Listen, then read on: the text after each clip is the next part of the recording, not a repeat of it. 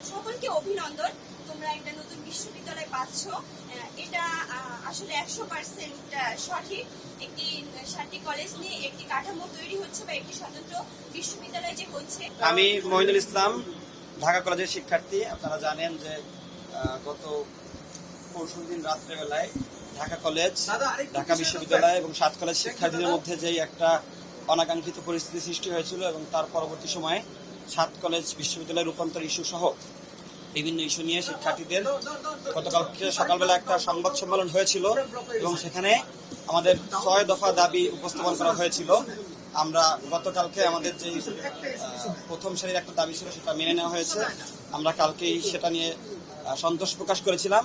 আমাদের বাকি যেই 5 দফা দাবি ছিল সেটা মেনে নেওয়ার জন্য আমরা নতুন করে গতকালকে রাত্রের বেলা সন্ধ্যার সময় আমরা 24 ঘন্টা আলটিমেটাম দিয়েছিলাম, কিন্তু আমাদের এই সরকারের পক্ষ থেকে আমাদের সাথে যোগাযোগ করা হয়েছে এবং আলাপ আলোচনার মাধ্যমে এই বিষয়টা সমাধান যাতে হয় সেজন্যই মূলত আজকে আমাদেরকে ডাকা হয়েছিল। আমাদের যে বাকি 5 দফা দাবি আছে সেই দাবিগুলো আমরা এখানে উপস্থাপন করেছি এবং এখান থেকে আমাদের দাবিগুলোর ব্যাপারে অত্যন্ত পজিটিভভাবেই নেওয়া হয়েছে। এই বিষয়গুলো বিভিন্ন প্রক্রিয়া অনুসরণ করে মেনে নেওয়া হবে সেটা আমাদেরকে আশ্বাস দেওয়া হয়েছে। আমি যদি একটু বলি, আমাদের প্রধান দাবি ছিল হচ্ছে ঢাকা কলেজ সহ 7 কলেজ শিক্ষার্থীদের সঙ্গে ঢাকা বিশ্ববিদ্যালয়ের শিক্ষার্থীদের সংঘাতের দায় নিয়ে ঢাকা বিশ্ববিদ্যালয়ের প্রভিসি মামুন স্যারকে ক্ষমা প্রার্থনা করে পদত্যাগ করতে হবে। এই বিষয়টি নিয়ে কথা বলা হয়েছে হচ্ছে এখন থেকে ঢাকা কলেজ সহ 7 কলেজ সংশ্লিষ্ট কোনো কমিটির সাথে প্রভিসি মামুন স্যার আর কোনোভাবে কানেক্টেড থাকবে না, এই কথাটা বলা হয়েছে। এবং ঢাকা পদত্যাগের যে বিষয়টা, এটা ঢাকা বিশ্ববিদ্যালয়ের যে ভিসি স্যার আছে এবং সেখানকার যে প্রক্রিয়া সেই প্রক্রিয়া অনুসরণ করে এই বিষয়টা আগানো হবে আলাপ আলোচনার মাধ্যমে।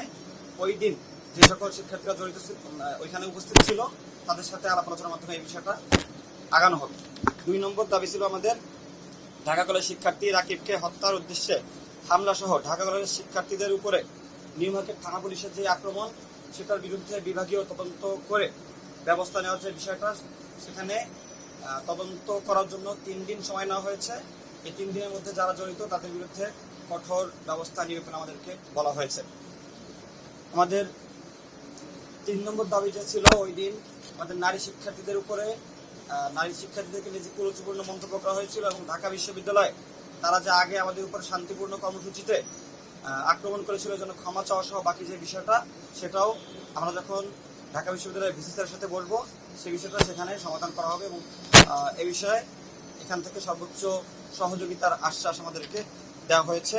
চতুর্থ যে দাবিটা আমাদের অধিভুক্তি বাতিল, এটা গতকালকে হয়ে গিয়েছে, এটা নিয়ে আমরা কিছু বলতে চাচ্ছি না। আমাদের 5ম যে দাবিটা ছিল যে এই সামগ্রিক বিষয়টা মিটমাট করার জন্য শিক্ষার্থী উপদেষ্টা নাহিদ ইসলাম সহ তাদের সাথে বসার যে বিষয়টা সেটা আজকেই বসা হলো, এটাও মেনে নেওয়া হয়েছে।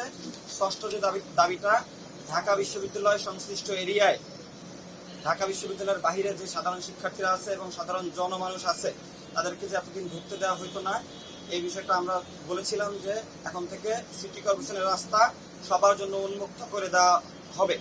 আমাদেরকে জানানো হয়েছে যে এটা ইতিমধ্যে সবার জন্য উন্মুক্ত করে দেওয়া হয়েছে।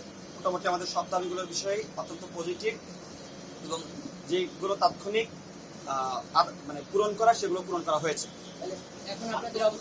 এখন আমরা হচ্ছে যে বলেছিলাম যে 24 ঘন্টা পরে আমরা 7 কলেজের সামনে থেকে ঢাকা বিশ্ববিদ্যালয় বাস সহ অন্যান্য বাস যে চলতে দিব না সহ যে কর্মসূচি এবং নিউ মার্কেট থানা ঘেরাও যে কর্মসূচি দিয়েছিলাম সেই কর্মসূচি আমরা প্রত্যাহার করে নিলাম। আচ্ছা, এটা যদি বলি, আমরা এখানে বিভিন্ন দলে বিভিন্ন মানুষের ইনভলভমেন্ট থাকতে পারে এবং পুরো বিষয়টার জন্য আমি ঢাকা বিশ্ববিদ্যালয়ের যে প্রভিসি স্যার আছেন তাকে দায়ী করব। সে যদি শুরুতেই এই ক্ষমাটা চাইতো বা উদ্যোগ নিত তাহলে এত বড় ধরনের ঘটনা ঘটতো না। এটার জন্য সম্পূর্ণ দায়ী ঢাকা বিশ্ববিদ্যালয়ের প্রভিসি মামুন। রাকিবের উপর যে হামলাটা হয়েছে সেটি ন্যাক্কারজনক একটি ঘটনা, এটা আমরা এবং বাকিদের উপর এটা আমরা কখনোই মেনে নিইনি এবং আমাদের ব্যাপারে খুব স্ট্যান্ড ছিল যে রাকিবের সাথে যেটি ঘটেছে সে ব্যাপারে প্রশাসনের পুরোপুরি দায়ী। এটা ইন্টেনশনালি হোক অথবা আনইনটেনশনালি হোক, যেভাবেই হোক রাকিবের উপর যেটা হামলা হয়েছে এটা খুবই ন্যাক্কারজনক এবং আমাদের কাছে খুবই এবং অপ্রত্যাশিত। তো সে কারণে আমরা বলেছিলাম যে এটার ব্যাপারে বিশেষ করে এখানে নিউ মার্কেট থানার ওসি এবং এসির নাম কিন্তু এই চাবিতে সংযুক্ত করা হয়েছিল। তো সেই জায়গা থেকে তারা আমাদের কাছে 7 দিন সময় চেয়েছিল। আমরা বলছি না, 7 দিন সময় দেওয়া সম্ভব না, তাহলে উদ্ভূত পরিস্থিতি এই মুহূর্তে নিয়ন্ত্রণ করা সম্ভব হবে না। সেখানে আমরা বলেছি যে এটাকে আরো কমিয়ে এনে যদি 24 ঘন্টার মধ্যে করা যায় তাহলে সবচেয়ে ভালো করে। তারা বলছে যে না, একটি তদন্তের ব্যাপার, তদন্তে তো দ্রুত সম্ভব হয় না। তো সেখানে তারা আমাদের কাছ থেকে 3 দিনের সময় নিয়েছে। আমরা 3 দিনের সময় তাদেরকে আমরা 3 দিনের সময় দিয়েছি। আশা করি এই 3 দিনের মধ্যে থেকে রাকিবের ব্যাপারে যে হামলাটা হয়েছে সেই হামলার সুষ্ঠু তদন্ত করে একটা সুষ্ঠু বিচার হবে, সেই প্রত্যাশা আমরা কর্তৃপক্ষের কাছ থেকে চাচ্ছি। আশা করি সেটি সম্ভব হবে। ওবিসির যে বিষয়টা সেটা স্বরাষ্ট্র মন্ত্রণালয়ের সাথে সম্পৃক্ত না, সেটা ঢাকা বিশ্ববিদ্যালয়ের স্বতন্ত্র একটা বিশ্ববিদ্যালয়। আমরা এখানে যেটা দাবি, মানে এখানে যেটা আমাদেরকে কনফার্ম করা হয়েছে যে এখন থেকে 7 কলেজের কোনো কমিটির সাথে, কোনো কাজের সাথে এই যে প্রফেসি আছেন তিনি আর সম্পৃক্ত থাকবেন না। এবং তার যে পদত্যাগের বিষয়টা, এটা নিয়ে আমাদের 7 কলেজের শিক্ষার্থী প্রতিনিধিরা যারা ওই দিন ওই ঘটনার সাথে সম্পৃক্ত ছিল তারা হচ্ছে বসবে ভিসি স্যারের সাথে, ভিসি স্যারের সাথে এই বিষয়টার সিদ্ধান্ত হবে। বিশ্ববিদ্যালয় কবে হবে? আপনারা ইতিমধ্যেই শুনেছেন আমাদের ঢাকা কলেজের যে প্রতিনিধি ভাই বলেছেন যে আমাদের আসলে যে 5 দফা দাবি, 6 দফা দাবি ছিল তার একটি তো গতকাল মেনে নেওয়া হয়েছে এবং বাকি যে 5টি দাবি ছিল সে বিষয়ে আলোচনা সভা হয়েছে। আমরা আশা করছি তার পজিটিভ সিদ্ধান্তই আসবে এবং আমাদের বিশ্ববিদ্যালয়ের যে ঘটনাটি, আমি আমাদের 7 কলেজের সকল শিক্ষার্থীকে বলতে চাচ্ছি যে সকলকে অভিনন্দন, তোমরা একটা নতুন বিশ্ববিদ্যালয় পাচ্ছ। এটা আসলে 100% সঠিক।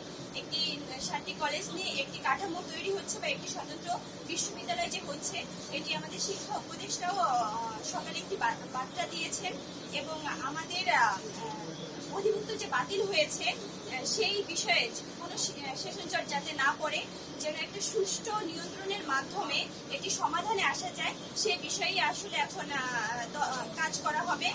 সুতরাং কতটা আশ্বস্ত বিশ্ববিদ্যালয় নিয়ে?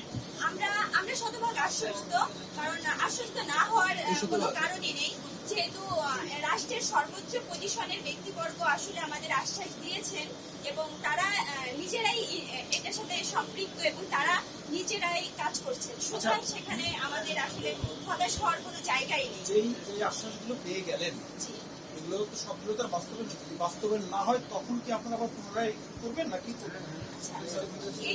এটা আসলে তখন এই সিদ্ধান্তটা নেওয়া যাবে যে তখন কি হয়। আসলে আমরা তো আশাবাদী যে আমরা যে দাবিগুলো করেছি শতভাগ যতটুকু আসলে রাষ্ট্রের পক্ষে সম্ভব এই মুহূর্তে সমাধান করা, ততটুকু সমাধান হবে। যদি না হয় সেই ক্ষেত্রে আমরা রাষ্ট্রের স্টেক হোল্ডার যারা থাকবেন তাদের সাথে বসে আসলে কি করা যায় সেটা সিদ্ধান্ত তখন আসবে।